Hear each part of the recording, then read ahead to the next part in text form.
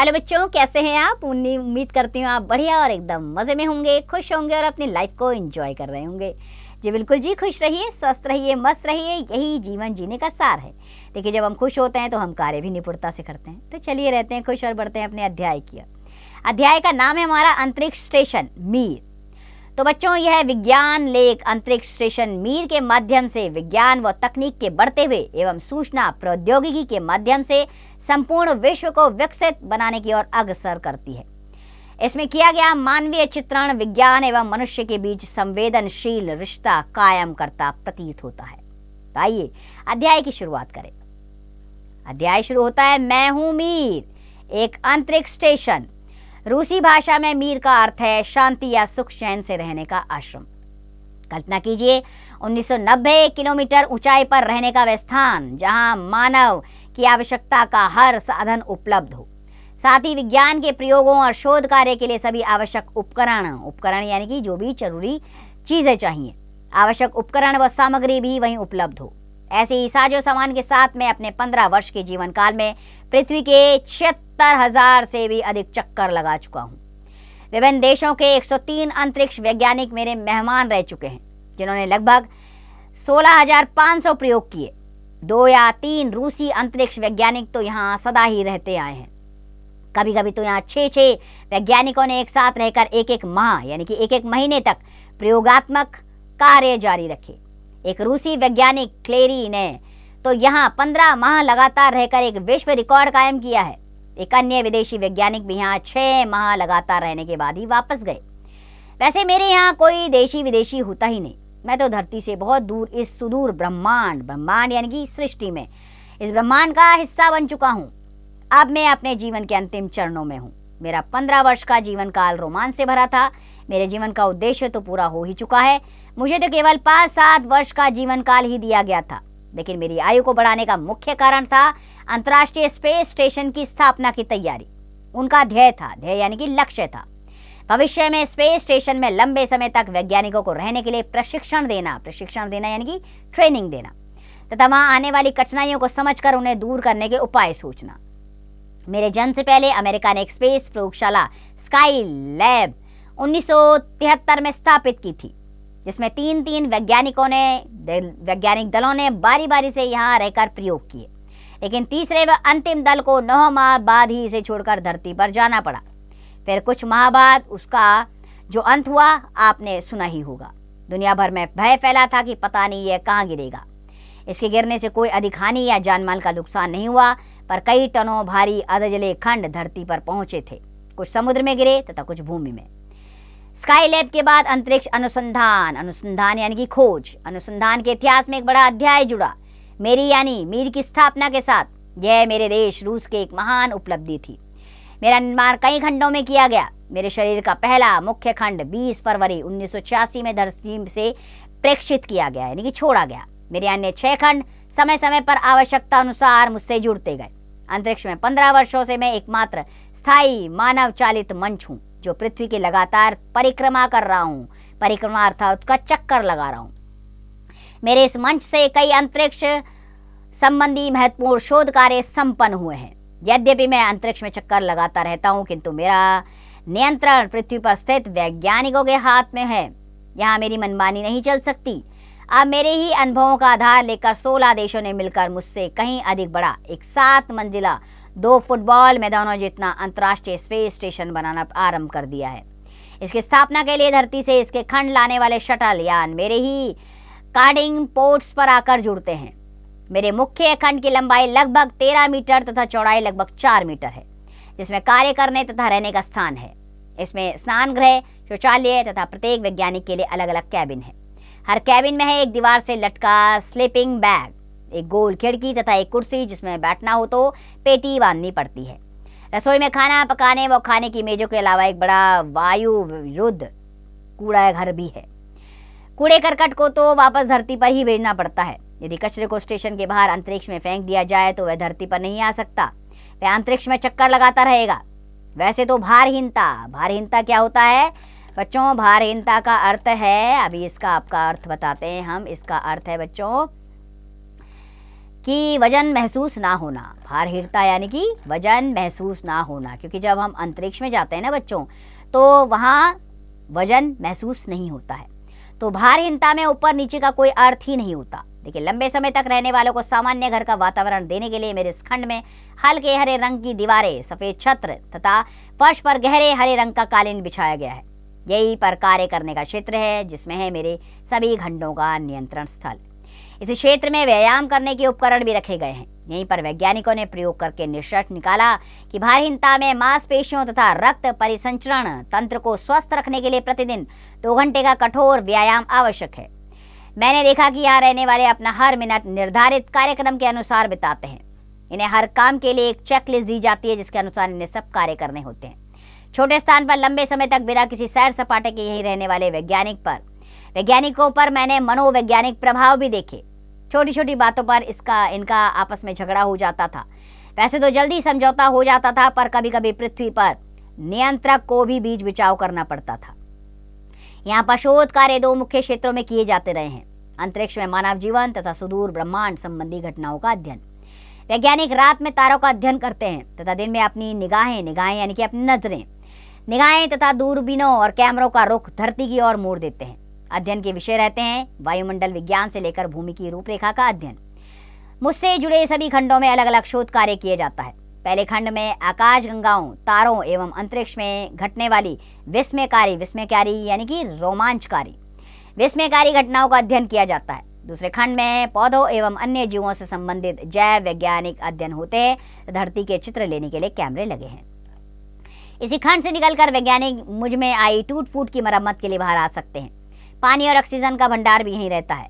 मेरे तीसरे खंड में ग्रीन हाउस है, जिसमें वैज्ञानिक अंतरिक्ष में पौधे उगाने के प्रयोग किए जाते हैं। चौथा खंड 1995 में जोड़ा गया है, जो वायुमंडल संबंधी शोध कार्य एवं भूमि का अध्ययन करने के काम आता है। 5वें खंड में दूर संवेदी उपकरण जैसे रडार आदि लगे हैं। इस खंड में 4 सौर पैनल भी लगे हैं, जो विद्युत बनाने के लिए इससे मुझे चलने की ऊर्जा मिलती है। मेरा छठा और महत्वपूर्ण खंड है मिलना स्थल, यानी सामान तथा यात्री लाने वाले यानों का प्लेटफॉर्म। इस खंड से 2 यान जुड़े रहते हैं। एक यान तो सदा ही तैयार रहता है, जो अंतरिक्ष वैज्ञानिकों को संकट आने पर धरती पर पहुंचाने के लिए, और दूसरा यान प्रयोगात्मक कार्यों का लेखा जोखा, कूड़ा करकट इत्यादि भरकर धरती पर ले जाता है और धरती से पानी, ऑक्सीजन, भोजन भंडार, औजार एवं कल पुर्जे लेकर यहाँ पहुँचता है। जैसे हर मनुष्य की जन्म होने के साथ मृत्यु होना निश्चित होता है, उसी तरह मेरा भी अंत होना निश्चित है। मेरे कल पुर्जे यानी कि मेरे जो पार्ट्स लगे हुए हैं मेरे अंदर, कल पुर्जे भी अब पुराने हो चले हैं। इनमें लगातार हो रही टूट फूट से पिछले वर्ष से एक के बाद एक कठिनाइयाँ आती ही रही हैं। अपनी तरह तरह की बीमारियों से भी मैं परेशान हूँ। कई बार मेरे कुछ हिस्सों में छोटी मोटी आग भी लग चुकी है। कभी कंप्यूटर ही फेल हो जाते हैं, तो कभी ऑक्सीजन जनरेटर ही कार्य करना बंद कर देते हैं, कभी एसी काम करना बंद कर देते हैं, तो अंतरिक्ष वैज्ञानिक गर्मी से परेशान हो जाते हैं या सर्दी में ठिठुरने लगते हैं। 25 जून को तो एक मालवाहक यान ही मुझसे जुड़ते समय टकरा गया, जिससे सौर पैनल को हानि हुई तथा एक खंड में से वायु रिसना यानी कि वायु निकलने लगी। शायद कहीं कोई दरार आ गई थी। अभी तक कई महीनों के बाद भी सौर पैनल का सूर्य से सही दिशा में समायोजन यानी कि सही तरह से तालमेल होना समायोजन नहीं हो पाया है। मेरे लिए बड़े बड़े वैज्ञानिक खतरे उठाते हैं। जैसे वायु का रिसना रोकने के लिए तो चालक दल ने 6 घंटे का अंतरिक्ष भ्रमण भी किया, यानी कि अंतरिक्ष में वो घूमे भी, फिर भी पता नहीं लगा कि वायु कहाँ से रिस रही है। एक बार तो अंतरिक्ष भ्रमण से वापस आने के बाद वायु रुद्ध दरवाजा ही जब ठीक से बंद नहीं हो पाया, तो उससे भी वायु रिसने लगी, यानी कि जो दरवाजा था, मेन डोर था जिससे वायु रुकती है, वही बंद नहीं हो रहा था। उसके कारण भी वायु रिसने लगी, वायु जाने लगी। बड़े धैर्य से ये अंतरिक्ष यात्री बिना घबराए सभी गड़बड़ियों को सुधारने में लगे रहते थे। विशेषज्ञ कहते हैं कि मेरे ढांचे में ही लंबे समय तक काम करने के कारण दरारें आ गई हैं। हालत यह हो गई है कि यहाँ रहने वाला वैज्ञानिक दल मरम्मत के कामों में लगा रहता है, क्योंकि टूट फूट कुछ अधिक ही होने लगती है, और टूट फूट भी ऐसी कि तत्काल मरम्मत ना हो तो मृत्यु निश्चित। एक बार तो भयंकर दुर्घटना होते होते बची। एक अमेरिकी सैनिक उपग्रह मिस्टी 2 मुझसे टकराने वाला ही था। उसे अपनी ओर आता देख मेरी तो जैसे सांस ही अटक गई थी, परंतु सौभाग्य से वह केवल 500 मीटर की दूरी से गुजर गया। चालक दल ने भी बचाव यान में शरण ली, ताकि टक्कर होने पर वह एकाएक धरती की ओर प्रस्थान कर सके। और कुछ नहीं तो एक बार कूड़ा करकट धरती पर ले जाने वाले यान के धरती की ओर उड़ान के समय प्लेटफॉर्म से बंधन ही नहीं खुले। जब तक बंधन ना खुले तो धरती से भोजन व राशन लाने वाला दूसरा यान कैसे आता। यह सब देखकर मैं तो बहुत घबरा जाता हूँ। मेरे हाथ पाँव फूल जाते हैं। पर धन्य है ये अंतरिक्ष वैज्ञानिक जो कभी हिम्मत नहीं हारते। इतनी कठिनाइयों के बावजूद यह वैज्ञानिक अपना जीवन खतरे में डालकर भी यहाँ रहने को तैयार है। इनका कहना है कि अंतरिक्ष अनुसंधान के लिए जो भी अंतरिक्ष में जाता है उस पर खतरा तो हर क्षण बना ही रहता है। एक अंतरिक्ष वैज्ञानिक को तो मुझसे इतना लगाव हो गया था कि वे मुझे अकेला छोड़कर जाने के लिए तैयार ही नहीं थे। एक समय ऐसा आया था जब चालक दल यहाँ से वापस जा चुका था। यहाँ कोई नहीं था। वैज्ञानिकों के प्रयोगों में प्रतिफल व्यस्त रहने वाला मेरा हर कक्ष आज वीरान था। मैं भी समझ गया था कि अंत समय आ गया है। हालांकि हर वैज्ञानिक मुझे यह कहकर गया था कि मेरी अंतिम यात्रा शांति और शालीनता के साथ संपन्न होगी, मगर मेरे मन में खटका बना हुआ था। खटका था कि कहीं कोई अंग किसी आबादी पर ना गिरे। 15 वर्षों तक शांति के लिए विज्ञान यात्रा पर बीता मेरा जीवन कहीं किसी के लिए कहर न बरपा दे। ऐसी चिंता से घिरा मेरा मन कभी खेन यानी कि उदास और कभी उद्वेग यानी कि चिंतित हो जाता था। मेरी आखिरी इच्छा यही है कि मैं प्रशांत महासागर में जल समाधि लूं। मेरे साथी वैज्ञानिक इसके लिए दिन रात प्रयत्नरत यानी कि कोशिश में लगे हुए हैं। मुझे विश्वास है कि उनके प्रयत्न सफल होंगे। अब मैंने धरती की ओर चलना प्रारंभ कर दिया है। अलविदा दोस्तों। अंततः अंतरिक्ष स्टेशन मीर को 23 मार्च 2001 को प्रशांत महासागर में जल समाधि दे दी गई, क्योंकि उसका समय आ गया था। बहुत समय से वो अंतरिक्ष में था, अब उसमें बहुत ज़्यादा टूट फूट हो चुकी थी, इसलिए उसे जल समाधि देकर समाप्त कर दिया गया। तो चलिए बच्चों, अब आते हैं अभ्यास प्रश्नों की ओर।